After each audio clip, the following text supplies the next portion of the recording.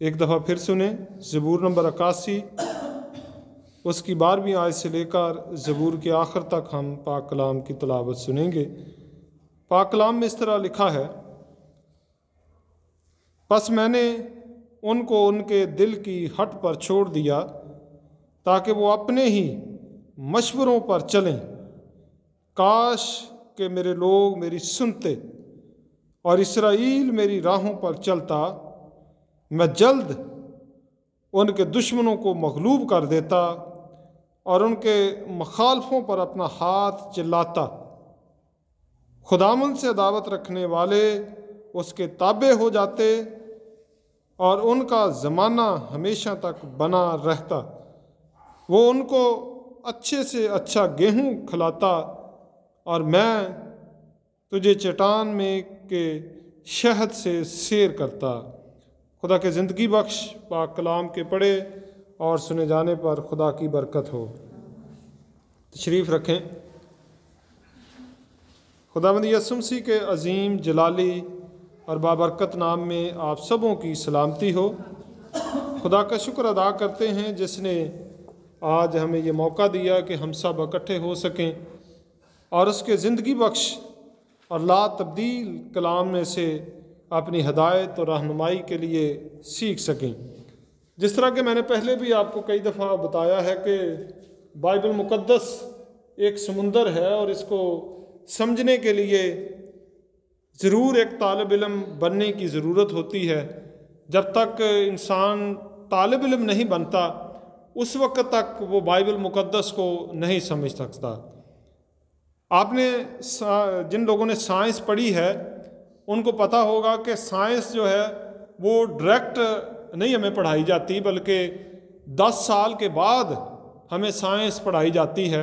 बल्कि आजकल तो तकरीबन 12-13 साल के बाद पढ़ाई जाती है। भी पहले नर्सरी होती है, फिर प्रेप होती है, फिर उसके बाद KG 1 होती है, फिर KG 2 होती है, उसके बाद फिर आगे चेक करते करते पहली, दूसरी, तीसरी, फिर जाकर 10वीं क्लास आती है और 10वीं क्लास में जाकर साइंस पढ़ाई जाती है। और अगर कोई कहे कि मुझे जी पहले देनी 5 साल का या 6 साल का बच्चा है, वो कहे जी मुझे अभी साइंस पढ़नी, तो उसको साइंस नहीं पढ़ाई जा सकती। इसी तरह बाइबल मुक़द्दस का जो सिलसिला है, थियोलॉजी का जो सिलसिला होता है, वो भी पहले दिन ही नहीं इंसान को समझ आ जाता, ना ही एक दिन में उसको इंसान समझ सकता है। उसके लिए बड़ा लंबा अरसा दरकार है। आपकी वफ़ादारी, आपकी मेहनत, आपके तालिब इल्म होने का सबूत, ये सारी चीज़ें चाहिए होती हैं। फिर आपको खुदा के कलाम की समझ आती है और फिर खुदा आप पर अपने कलाम के भेद और मुकाशवात जो है वो फिर खोलता है। अभी पिछले दिनों की बात है कि किसी शख्स से मेरी बात हो रही थी, तो वो शख्स कह रहा था कि वो खुदा से दूर था, जादू वगैरह, जादू करने वालों के पास भी बैठना होता, कब्रों पर जाना, चिराग जलाने, इस तरह के कुछ काम करते थे। तो उनका कहना था कि दुआ के साथ बंदा तब्दील हो सकता है। मैंने उसको कहा कि दुआ तकरीबन 70% लोगों को तब्दील करती है, 30% लोगों को तब्दील नहीं करती। तो उसने कहा कि इसका मतलब है कि दुआ जो है वो सबको तब्दील नहीं करती। मैंने कहा कि दुआ में, इसमें दुआ की कमज़ोरी नहीं है, इसमें कमज़ोरी ये होती है कि जो शख्स बदलना नहीं चाहता, जो शख्स खुद तब्दील नहीं होना चाहता, उसके लिए आप जितनी मर्जी दुआ कर लें वो शख्स कभी बदल नहीं सकता। मैंने कहा कि मेरे बारे में तो आप कह सकेंगे कि मेरी कलीसिया में कुछ लोग कमज़ोर हैं, वो बदले नहीं अभी तक, शायद पादरी साहब तालीम नहीं सही देते या शायद पादरी साहब दुआ नहीं इनके लिए सही करते, लेकिन यस्सु के बारे में आपका क्या ख्याल है? मैंने जब उससे ये पूछा कि यस्सु के बारे में आपका क्या ख्याल है, यस्सु ने यूहन्ना की इंजील के 17वें बाब में एक बड़ी लंबी दुआ की और भी बहुत सारी जगहों पर यस्सु ने दुआ की, और यस्सु के बारे में ये भी लिखा हुआ है कि सारा दिन वो हैकल में तालीम दिया करता था, रात को जाकर पहाड़ पर दुआ किया करता था। तो मैंने कहा यस्सु सारी सारी रात दुआ करते थे, लेकिन यस्सु के होते हुए यस्सु के 12 रसूलों में से भी एक शख्स हलाक हो गया। यस्सु के होते हुए उस वक़्त यरूशलेम में बहुत सारे लोग हलाक हो गए, फरीसी हलाक हुए, फ़क्की हलाक हुए, और ना जाने कौन कौन से लोग थे जिन्होंने कलाम भी सुना, मौजज़ात भी देखे, इतना कुछ होते हुए भी देखा सब कुछ, लेकिन फिर भी वो ना बदल सके। इसका क्या मतलब है कि यस्सु के तालीम देने में कमी थी या यस्सु के दुआ करने में कमी थी? ना तो यस्सु के दुआ करने में कोई कमी थी, ना यस्सु के तालीम देने में कमी थी, ना यस्सु के मौजज़ात करने में कोई कमी थी। कमी थी तो उन लोगों में थी जो खुद बदलना नहीं चाहते थे।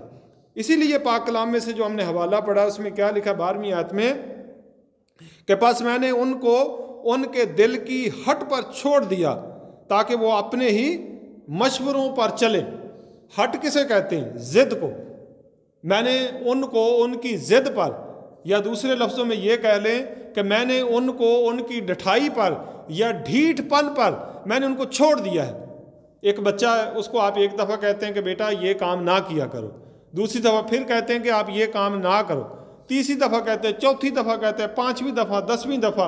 आपको पता है कि ये काम करने से उसका क्या हो जाएगा, कल को कोई नुकसान होगा, लेकिन वो बच्चा बाज नहीं आता। आखिर आप क्या कहते हैं? दफ़ा हो जा, जो दिल कर दे कर ला। इसका ये मतलब नहीं है कि वालदैन ने या उस्ताद ने या बुज़ुर्ग ने किसी ने उसको ऐसे ही कह दिया कि जा दफ़ा हो, जो मर्जी कर ला। ऐसे नहीं कहा, उसके पीछे को मकसद है। मकसद यह है कि उसको बारहा कहा है, लेकिन वो बच्चा उस हरकत से, उस काम से, उस अपनी ज़िद से, उस अपनी ढठाई से, उस अपने बुरे काम से, उस अपनी बुरी हरकत से, बुरे सोच से वो बाज नहीं आया। इसलिए बाप ने या उस्ताद ने गुस्से में आकर कहा कि जा दफ़ा हो, जो मर्जी कर ला। यहाँ पर क्या लिखा है कि खुदा ने उनको उनके दिल की हट पर छोड़ दिया ताकि वो अपने ही मशवरों पर चले। अगर आप मेरे साथ किताब मुकद्दस में से यिर्मयाह नबी का सहीफ़ा निकालें, किताब मुकद्दस में से यिर्मयाह नबी का सहीफ़ा उसका 14वां बाब, यिर्मयाह नबी का सहीफ़ा उसका 14वां बाब और उसकी 10वीं आयत से मैं पढ़ूँगा। 10वीं आयत में इस तरह लिखा हुआ है, खुदावंद इन लोगों से यूं फरमाता है कि उन्होंने गुमराही को यूं ही दोस्त रखा और अपने पाँव को नहीं रोका, इसलिए खुदावंद उनको कबूल नहीं करता। अब क्या लिखा है कि खुदावंद फरमाता है कि उन्होंने किसको दोस्त रखा? गुमराही को। अब गुमराही क्या होती है? बेदीनी, लापरवाही, या वो रास्ता जो गलत साइड पर जाता है। एक शख्स, उसको कहा जाता है कि ये रास्ता जिस पर आप जा रहे हैं ये आपको आपके मंजिल तक नहीं लेकर जाएगा, लेकिन फिर भी वो ये कहता है कि नहीं मैंने इसी रास्ते पर जाना है। फिर वो बार बार उसको समझाया जाता है, लेकिन फिर वो कहता है कि मैंने इसी रास्ते पर जाना है। तब उसका क्या इलाज किया जाएगा? ऐसे शख्स पर दुआ असर करेगी? ऐसे शख्स पर रोज़ा रखना असर करेगा? ना उस पर दुआ असर करेगी और ना उस पर रोज़ा रखना असर करेगा। क्योंकि क्या लिखा हुआ है, खुदावंद इन लोगों से यूं फरमाता है कि उन्होंने गुमराही को यूं ही दोस्त रखा और अपने पाँव को नहीं रोका, इसलिए खुदावंद उनको कबूल नहीं करता। अब वो उनकी बदकिरदारी याद करेगा और उनके गुनाह की सज़ा देगा। और खुदावंद ने मुझे फरमाया कि इन लोगों के लिए दुआए खैर ना कर। अब एक शख्स शराब पीता है और उसको बारहा खुदा के कलाम से, वैसे बुज़ुर्गों ने, माँ बाप ने बड़े तरीके से, बड़े प्यार से, बड़ी मोहब्बत से, सख्ती से, लाठी के साथ समझाया है, लेकिन फिर भी वो बाज नहीं आता। तो ऐसे शख्स के लिए जब दुआ करेंगे तो क्या ऐसे शख्स के लिए दुआ सुनी जाएगी? अब यहाँ मैंने तो नहीं ये बाइबल लिखी, क्या लिखा है? इन लोगों के लिए क्या ना कर? दुआए खैर ना कर। ऊपर वजह क्या है? वजह 10वीं आयत में लिखी कि इन्होंने गुमराही को क्या रखा? दोस्त बना लिया। जिस शख्स ने गुनाह को दोस्त बना लिया, गुमराही को दोस्त बना लिया, उसके लिए दुआए खैर भी करेंगे तो वो नहीं सुनी जाएगी। आगे 12वीं आयत में लिखा है, क्योंकि जब ये रोज़ा रखें तो मैं उनका नाला ना सुनूंगा, और जब ये सोख्तनी कुर्बानी और हदिया गुजराने तो कबूल ना करूँगा। मैं तलवार और काल और वबा से इनको क्या करूँगा? हलाक करूँगा। बाद लोग ये समझते हैं कि कोई बात नहीं, मैंने गलत काम कर लिया है, इस दफ़ा इतवार को चर्च जाऊँगा, जाकर खुदा को सजदा करूँगा, हदिया पावांगा, गले च भी को पावांगा, को फादर जी नूं या पादरी साहब नूं हदिया भी देवांगा, ते नाल दुआ करांगा, करवावांगा, ते मेरे गुनाह बख्शे गए। जब इंसान ऐसी सोच रख कर गुनाह करता है या चर्च जाता है तो ना तो फिर उसका गुनाह माफ़ होता और ना उसका कोई हदिया कबूल होता है। क्योंकि क्या लिखा, दोबारा अगर 10वीं आयत को पढ़े, खुदावंद ने लोगों से यूं फरमाता है, उन्होंने गुमराही को यूं ही दोस्त रखा और अपने पाँव को नहीं रोका, इसलिए खुदावंद उनको कबूल नहीं करता। खुदावंद उनको कबूल नहीं करता। आप पैदाइश की किताब अगर आपने 4था बाब पढ़ा हो तो उसमें हाबल और काइन के बारे में लिखा हुआ है। खुदा ने हाबल को और उसके हदिये को कबूल किया, लेकिन हाबल को और उसके हदिये को क्या किया, कबूल किया, लेकिन काइन को और उसके हदिये को कबूल ना किया। काइन को और उसके हदिये को कबूल ना किया। वजह क्या थी? क्योंकि खुदा काइन से राज़ी नहीं था और उधर खुदा हाबल से राज़ी था। जब खुदा हमसे राज़ी होता है तो फिर वो हमारी इबादत को भी कबूल करता है। फिर हमारा गीत गाना, चाहे हम टेढ़ा मेढ़ा ही गीत गाएं या टूटी फूटी दुआ करें, फिर खुदा सुनता भी है, कबूल भी करता है। और अगर हमारी खुदा हमको कबूल नहीं करता तो फिर ना वो हमारी दुआ को कबूल करेगा, ना हमारे हदिये को कबूल करेगा, ना फिर हमारी देगों को भी कबूल करेगा। बाद लोग बड़े दिन पर या किसी इतवार वाले दिन या किसी कन्वेंशन पर या सेमिनार पर 2-4 देगे बनाकर दे देते हैं चर्च में और समझते हैं कि हमें बड़ा सवाब मिलेगा, बड़ी बरकत मिलेगी। कोई बरकत कोई नहीं। खुदा की कहता है कि मैं उनके हदिये को और उनकी सूख्तनी कुर्बानी को बिल्कुल कबूल नहीं करूँगा। इसलिए खुदावंद क्या फरमाता है कि खुदावंद ने उनको उनके दिल की हट पर छोड़ दिया ताकि वो किसके मशवरों पर चले? अपने ही मशवरों पर चले। अपना मशवरा जो होता है हमेशा गलत ही होता है। मशवरा कहाँ से लेना चाहिए? बाइबल मुकद्दस से। पहले नंबर पर खुदा के पाक कलाम से, और जिनके वालदैन हयात हैं यानी जिंदा हैं, फिर वो अपने वालदैन से मशवरा करें और फिर उसके बाद उस्तादों से मशवरा करें।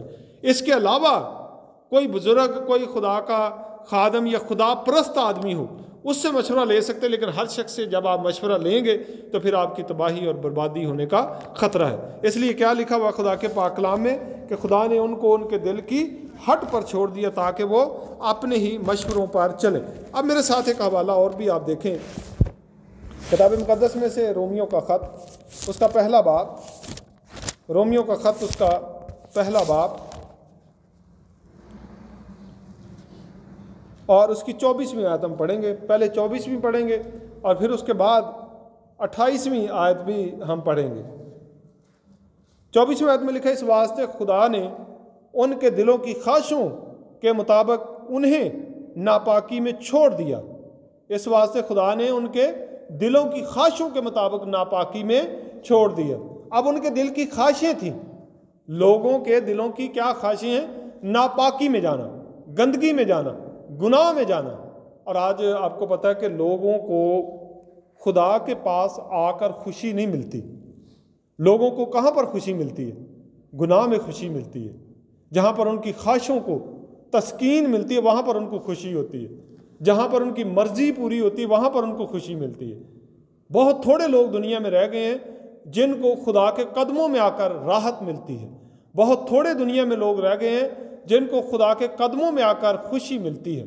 बहुत दुनिया में थोड़े लोग रह गए हैं जिनके दिल में ये ख्वाहिश होती है, तड़प होती है, प्यास होती है कि वो खुदा के कदमों में जाएं।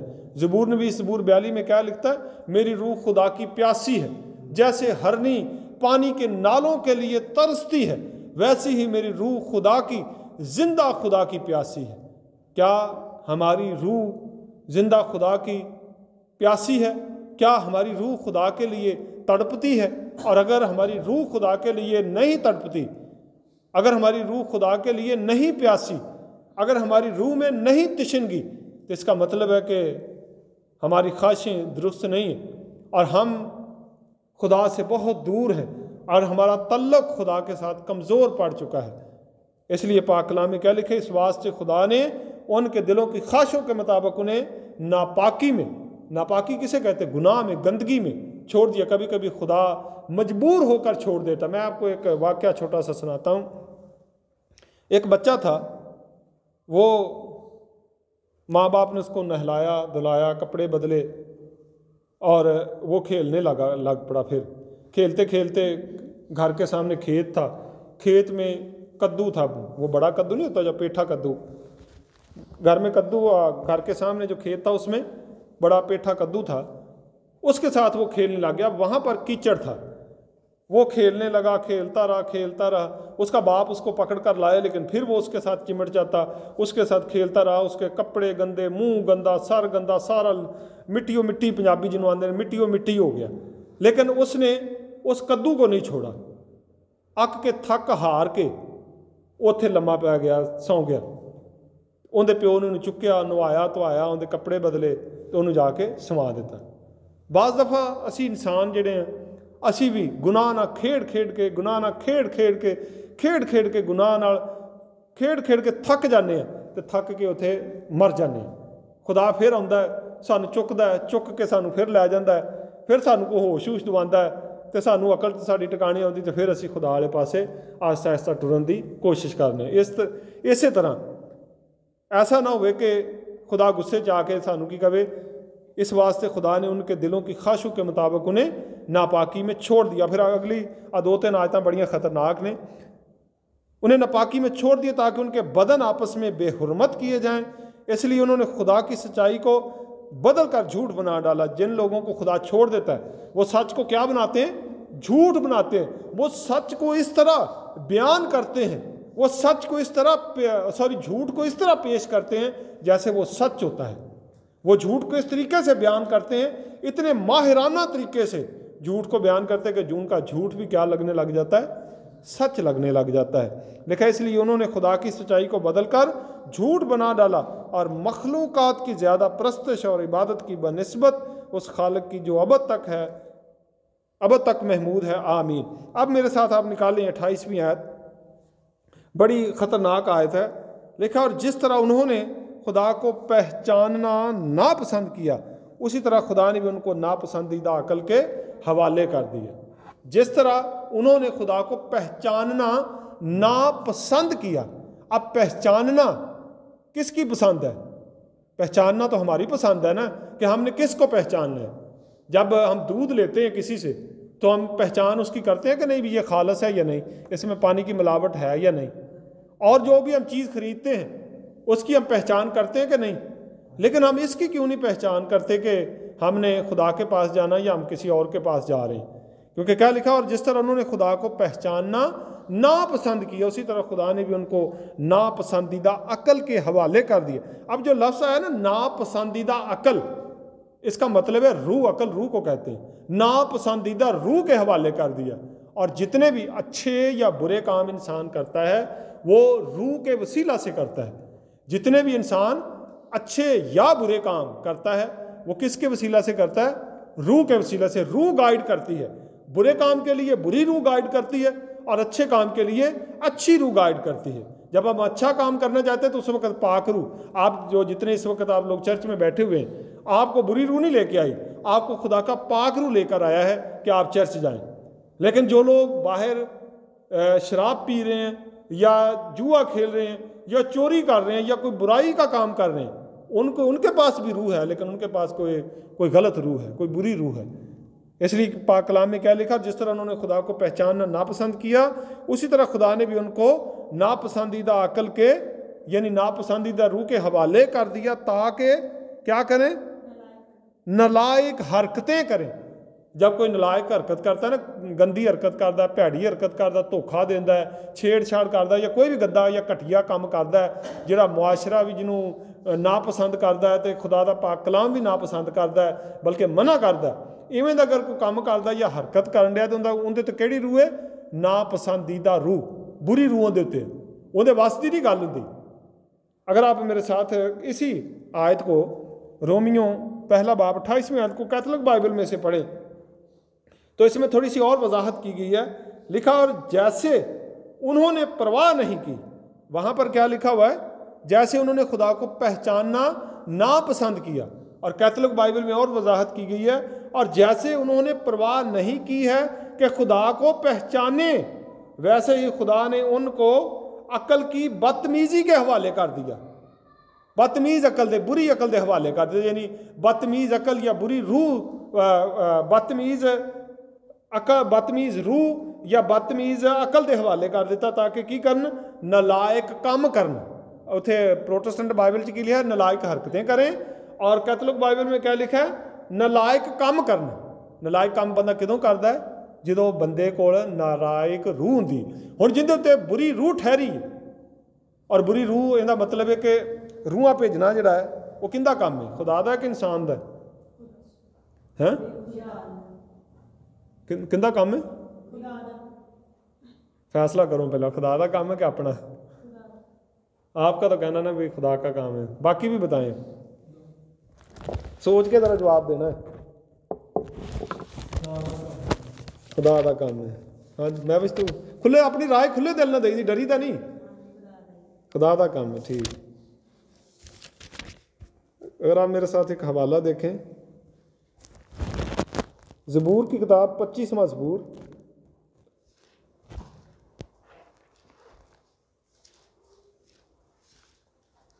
ज़बूर की किताब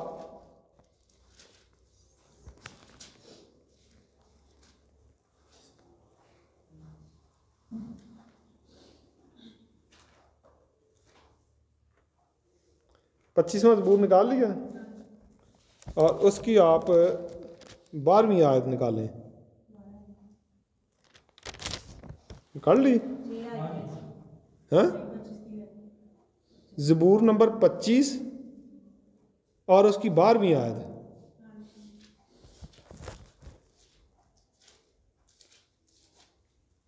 एक मिनट सारे काट लो पहले, फिर पढ़ने। हाँ जी, निकाल लिया है। अब मैं पढ़ता हूँ, ज़रा गौर से सुने। वो कौन है जो खुदावंद से डरता है? खुदावंद उसको उसी राह की तालीम देगा जो उसे पसंद है। यानी जो इंसान की पसंद है, खुदा उसके लिए वैसे वसाइल मुहैया करता है। किसी को कलाम सीखना पसंद है, खुदा उसको पाक रूह देगा और ऐसे वसाइल मुहैया करेगा कि वो कलाम सीख सके। अगर देखें अभी खुदा ही अच्छी और बुरी रूह को भेजता है, खुदा ही अच्छी और बुरी रूह को भेजता है, तो फिर खुदा अदालत कैसे करेगा? कल को इंसान तो कहेगा कि खुदा बंदा तू जिमें दी रूह मैंने दी सी, मैं तो उम्मीद ही काम करने सन। ज़रा दिमाग से सोचें, मैं बाइबल में से साबित करूंगा कि खुदा रूह नहीं भेजता। अगर खुदा रूह भेजता है तो खुदा अदालत कल को कैसे करेगा? और आपको पता है कि हम सब का ये ईमान है कि खुदा ने अदालत करनी है कल को। और आपने पढ़ा होगा पतरस का पहला खत, उसका 4था बाब और उसकी 17वीं आयत में क्या लिखा है कि वो वक्त आ पहुंचा कि खुदा के घर से अदालत शुरू हो, और जब हम ही से शुरू होगी तो उनका अंजाम क्या होगा। तो खुदा ने अदालत करनी है। अगर खुदा ही अच्छी और बुरी रूह को भेजता है तो फिर अदालत नहीं वो कर सकता। रूह जो आती है इंसान की चाहत की वजह से आती है, इंसान की चाहत की वजह से आती है। जैसी इंसान की चाहत होगी खुदा उसी के मुताबिक उसके पास रूह भेज देगा। फिर सवाल ये पैदा होता है कि खुदा बुरी रूह को भेज देता है। अगर इंसान की चाहत बुरी है तो खुदा फिर बुरी रूह को क्यों भेज देता है? बुरी रूह जो है वो खुदा के ताबे नहीं है, वो है खुद ब खुद आ जाती है। अच्छी रूह की भी चाहत आप करेंगे तो अच्छी रूह भी खुद आएगी। ये आपकी ये दिल की आपकी चाहत है ना, हमने आयतें पढ़ी है ना पहले, रोमियो का ख़त उसका पहला बाब और उसकी 28वीं आयत हमने पढ़ी। और जिस तरह उन्होंने खुदा को पहचानना नापसंद किया, उसी तरह खुदा ने भी उनको नापसंदीदा अकल के हवाले कर दिया। फिर 24वीं आयत में क्या लिखा है? इस वास्ते खुदा ने उनके दिलों की ख्वाहिशों के मुताबिक उन्हें नापाकी में छोड़ दिया। यानी जैसी उनकी ख्वाहिश थी खुदा ने उनको वैसे हालात में छोड़ दिया। अब यहाँ पर जो मैंने ज़बूर 25 और उसकी 12वीं आयत पढ़ी है, उसमें क्या लिखा है? वो कौन है जो खुदावंद से डरता है?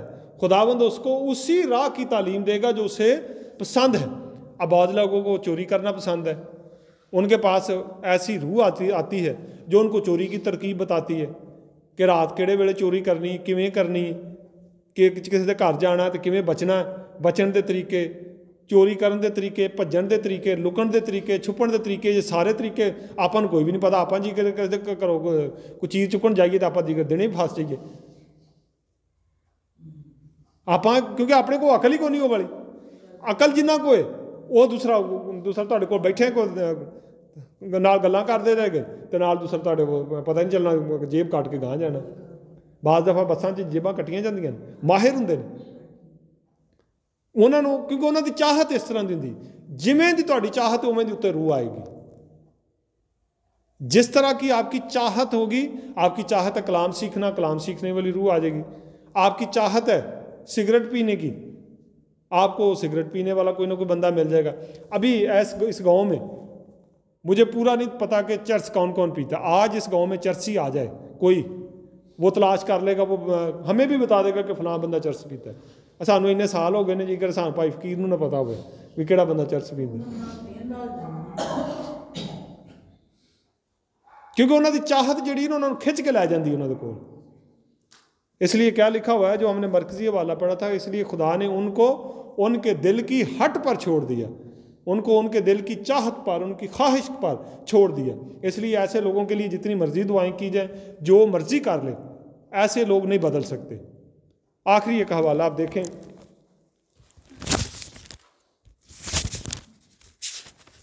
यूहन्ना का पहला आम खत, यूहन्ना का पहला आम खत, उसका 5वां बाब, ये मुकाशवा की किताब से थोड़ा सा पीछे 1-2 बुक्स। यूहन्ना का पहला आम खत, उसका 5वां बाब और उसकी 16वीं आयत। पाक कलाम में इस तरह लिखा है, अगर कोई अपने भाई को ऐसा गुनाह करते देखे जिसका नतीजा मौत ना हो तो दुआ करे, खुदा उसके वसीला से ज़िंदगी बख्शेगा।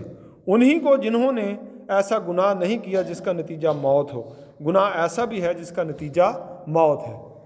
अब वो जो बात मैंने 70% वाली की थी, परसेंटेज तो मैंने अपने अंदाजे से लगाई है, लेकिन बाइबल से ये बात साबित हो गई कि खुदा क्या कहता है कि ऐसे लोगों के लिए दुआ ना करो जो ऐसा गुनाह कर रहे हैं जिसका नतीजा मौत है। गुनाह ऐसा भी है जिसका नतीजा मौत है, और गुनाह ऐसा भी है जिसका नतीजा मौत नहीं है। अगला हिस्सा इसका देखें, इसकी बाबत दुआ करने को मैं नहीं कहता, है तो हर तरह की नाराज़गी गुनाह, मगर गुनाह ऐसा भी है जिसका नतीजा मौत नहीं। हम जानते हैं कि जो कोई खुदा से पैदा हुआ है वो गुनाह नहीं करता, बल्कि उसकी हिफाजत वो करता है जो खुदा से पैदा हुआ है, और वो शरीर उसे छूने नहीं पाता। अब आपको समझ आ गई होगी कि सब के लिए दुआ असर नहीं करती। बाज़ लोग ऐसे ऐसे गुनाह करते हैं कि गुनाह पर गुनाह, गुनाह पर गुनाह, 2-3 गुनाह मैं जो आपको बता देता हूँ। पहला गुनाह ये होता है कि आप रूहुल कुद्दस के ख़िलाफ़ या खुदा के ख़िलाफ़ कुफ्र बकते हैं, या बोलते हैं, या गाली निकालते हैं, या खुदा के ख़िलाफ़ कुछ कहते हैं। तो जब ये करते हैं तो ये ऐसे शख्स के लिए जब कोई भी दुआ करेगा तो वो असर नहीं करेगी दुआ। दूसरे नंबर पर जो हमने यिर्मयाह नबी के सहीफ़ा में पढ़ा कि उन्होंने गुमराही को यूं ही दोस्त रखा और अपने पाँव को नहीं रोका, यानी जो गुनाह पर पक्के हो जाते हैं, जिनको बार बार कहने और समझाने के बावजूद भी वो बदी और बुराई को तर्क नहीं करते, गुनाह को तर्क नहीं करते, और बुराई के रास्ते को जानबूझकर पहचान कर भी नहीं छोड़ते, ऐसे लोगों के लिए भी दुआ करना असरदार नहीं होता। इसलिए आप उनकी काउंसलिंग करें, उनको समझाएं। अगर वो बाज आ जाते हैं तो ठीक है, नहीं तो उनको उनके दिल की हट पर, जिस तरह खुदा ने छोड़ दिया, फिर आप भी उनको उनके दिल की हट पर छोड़ दें। खुदा मुझे और आप सबको आज इस कलाम के वसीला से बरकत बख्शे, आमीन। आए अपनी आँखों को बंद करें, सरों को झुकाएं और खुदा का शुक्र अदा करें कि उसने आज हमें यह मौका दिया कि हम उसके ज़िंदगी बख्श पाक कलाम में से सीख सके। सो शुक्रगुजारी की दुआ करेंगे। यीशु मसीह में हमारे बुज़ुर्ग आसमानी बाप, तेरा शुक्र, तेरी तारीफ़, तेरी तमजीद करते हैं कि तूने आज ये वक़्त दिया कि हम सब मिलकर तेरी इबादत कर सकें। आज जो कुछ तेरे पाक कलाम में से सुना सीखा, इन सारी बातों को याद रखने और अमल करने की तौफीक बख्शना, हमारे अंदरों से सख्त दिली को निकालना, हमें गोश्तीन और नरम दिल अता करना, हमें ये तौफीक बख्शना कि हम तुझे जानें, तुझे पहचानें, अपना ज़्यादा वक़्त तेरे पहचानने में गुजारें, ताकि हम तेरे कदमों में हमेशा खुशी और खुरमी महसूस कर सकें। हादर जमात को बरकत देना, जितने इस वक्त मेरी आवाज़ को सुनते हैं उन सब को बरकत देना, उनके ईमान को बढ़ाना, ईमान की हिफाजत करना और नेक नीति के साथ खुदा को जानने और पहचानने की तौफीक बख्शना। मसीह हमारे खुदावंद के वसीला से, आमीन।